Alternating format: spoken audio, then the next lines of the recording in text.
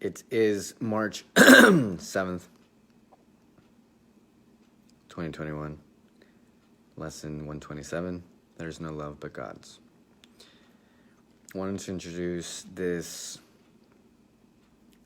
term that I learned a while back, Japanese, itadakimasu, right? Which means that I humbly receive. So, when we are understanding that the present moment is the only moment that we actually have, that presence is everything but yet is nothing, we start to see when we are learning to sacrifice, right? We sacrifice the present moments for the future, and then we sacrifice the future for the present moments. That is only because there is a compromise within ourselves, okay? So, when we impose some circumstances for us to feel the joy and love, right? That's basically how our life is going to look like. Whatever you are basically starting to understand about yourself, you put value in that, if that makes sense. Okay, so you have a value system, and when you allow yourself to stick to your word or your belief systems, that allows you to have some form of devotion, okay? Without devotion, we won't be able to actually allow ourselves to be in gratitude or in forgiveness when it comes to our own development, okay? So, at this stage of my life, I am starting to see the importance of doing everything as a spiritual practice, right? So there's this film called Samadhi, and talks about Samadhi. Samadhi is when you are immersed into the truth of what this life is.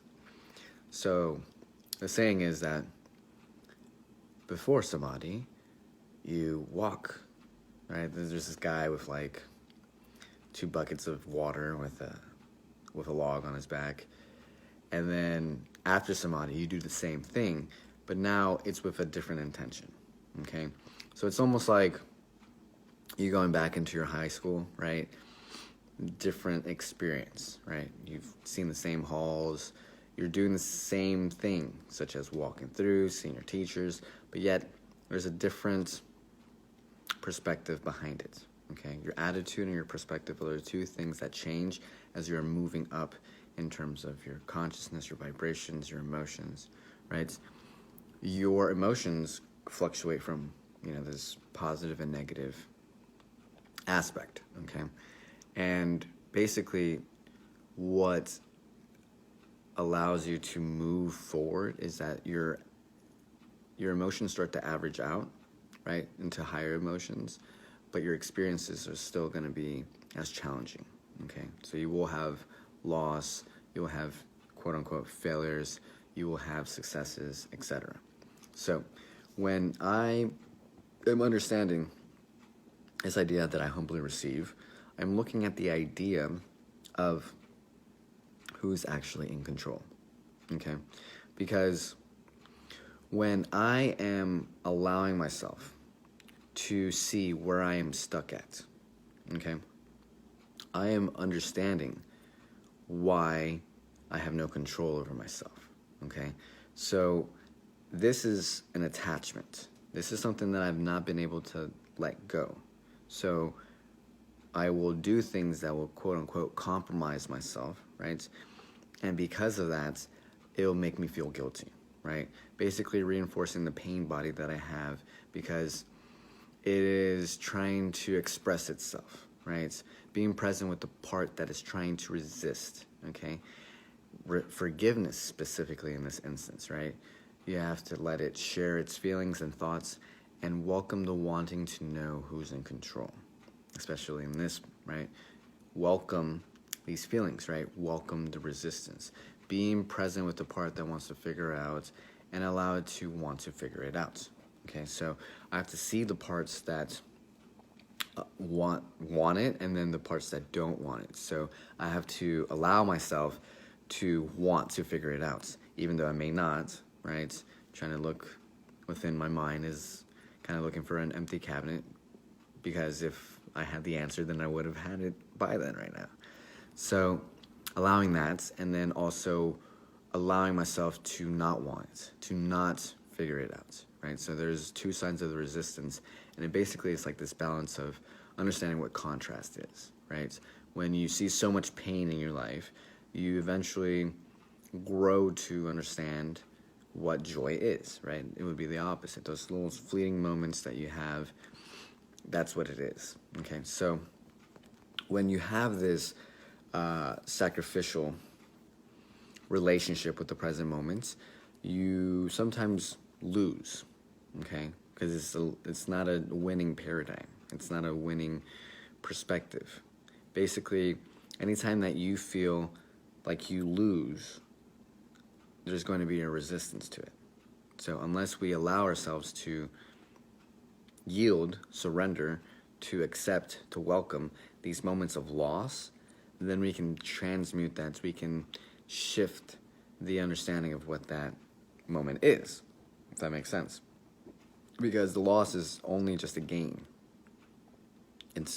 Maybe it's losing yourself, this idea of who you thought you were, but that's the only thing that's losing. The only growth is losing ego. Okay, so anytime that we see our limitations, that's where we're seeing that we're stuck at.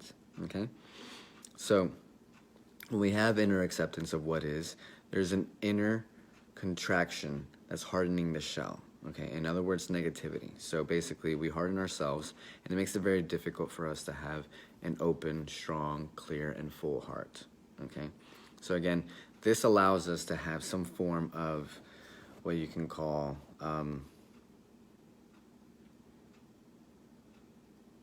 trust within ourselves. Okay, because when we have created some form of outer resistance, then the universe would not be on our side. Okay, we can try to plummet down as much as we can within ourselves and have all this guilt and shame. And again, life is not going to be helpful. So when the shutters are closed, right, lights can't come in. So that's only because you don't know that the light actually comes from within. So when you are imposing yourself on the outside world from this lose-win, right? Because what you're doing is giving so you can only receive, right? It's very selfish in that aspect. What you want to do is to give and have no expectations of receiving, and that's how you actually receive that which you put out. So when you do that, your actions will be aligned with your whole, okay, the whole being, and supportedly creative by the unconditioned unconsciousness, the creative intelligence. Okay, you're now connecting to the field. So people and circumstances are becoming helpful, cooperative, coincidences happen, no action is possible, right? Sometimes, then we are now resting within God. Okay, so if we can't do anything, let's just say that we're put in a position where, you know, if we move, someone is going to kill us, then we can find peace within ourselves, right? We can accept the moments and welcome that. So what I had to realize is that the part that is trying to figure it out, right, is the savior part, right? This is the part that is trying to be the teacher, trying to tell you guys that you can go down to the depths of hell and still find some salvation, all right? So there's some form of pride. Makes me feel special, makes me feel at one, makes me feel separate, makes me feel secure within myself, makes me feel like I'm in control or I have power, and then it also makes me feel accepted because you guys see exactly what is my teaching and my legacy and all whatever, okay? So like that, okay? So there is some form of ego that comes from that. But when you take in consideration that there is no compromise, that basically everything that you do is just choosing to see it in that manner, right? You're choosing, you know, to sacrifice time over here to have time over there, right? And once you start looking at that, then you start raising the moment, okay? So what gratitude does, it's basically allowing you to raise the vibration of love. Gratitude is an outward expansion of what love is, right? You're reaching out to receive, okay? From that, thank you so much, I humbly receive. And when you take that in consideration, you have to look at the developmental stage that you're at. So when you are acting out, or when you're being really angry and you've been meditating for like years and blah, blah, all that, basically your higher self, the field, is guiding your ego, right? These lower emotions are basically a lack of self-love, deprived self-love. And when you don't have control over them, right, that's something that you haven't been able to let go, right? That's the attachments, right? And that's why it feels like you're compromising yourself, because you're basically are in some manner, right? Your higher self is saying you are compromising yourself, and it's basically being willing to sacrifice what you could be for what you are, right? So you're at the developmental stage that you're supposed to be at. Every moment is an opportunity to grow. Every moment is designed for the evolution of your consciousness, okay? So what makes this even more tricky is the justification that we have with our actions, because we feel like we're, again, still in control of our actions, and it makes it difficult for us to say, okay, what is the thing that is allowing me to see what I want to see, right? And you have to stay present with yourself, see what is the witness, right? That's which is trying to be present with the part, right? So is it all of you or part of you that wants this? So if I'm being able to stay within stillness, presence within myself, and observe this part that wants to express itself, then I come back, right? Because I'm working at the root. I'm coming back from the observed action and then being aware of the observer, okay? Because that's basically what it is. It's like these three different bodies. So the witness the causal body, right? The unconscious mind witnesses the subconscious mind, which is witnessing the conscious mind. Causal, subtle, or / astral to gross / physical.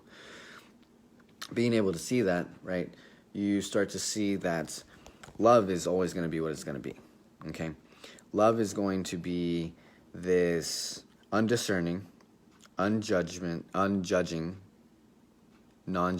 yes, and it's only changeable to those that believe that it's changeable, right? So once you put those restrictions of what conditions you can actually love, then that makes it the limitations of what you're going to have to break through, if that makes sense. So that's why we call it a breakthrough, because you see how much you have been limiting yourself or even been unkind to yourself when it has been coming to receiving and giving love, okay? So there is no opposite to love, right? The only thing that we have is the absence of love. It's just kind of like light. There's no opposite to light. It's just the absence of light, okay? And that's all we're doing. We're just kind of seeing the parts that haven't been lit, right? We haven't been enlightened. We haven't been illuminated. And that's how we eliminate the things that we keep holding on to in terms of shadows. So reminding us what we are, okay? We are love. So that which created us, it could be in the physical realm. Our parents, quote unquote, did it. Yeah, well, never mind. That's a horrible argument. And then looking forth, right, things is something that you do not want to do, okay? So we have the ability to look at the constraints, the things in terms of laws and limits, right? And it's becoming now a freeing of ourselves in terms of the limitations that we are imposing within our constraints of love, right? So true love is always going to be that which allows us to let go of the waiting, right? There's no waiting, the future disappears, and everything is now timelessness, right? We're seeing the joyous lesson that there is no love but God's and yours and mine and everyone's.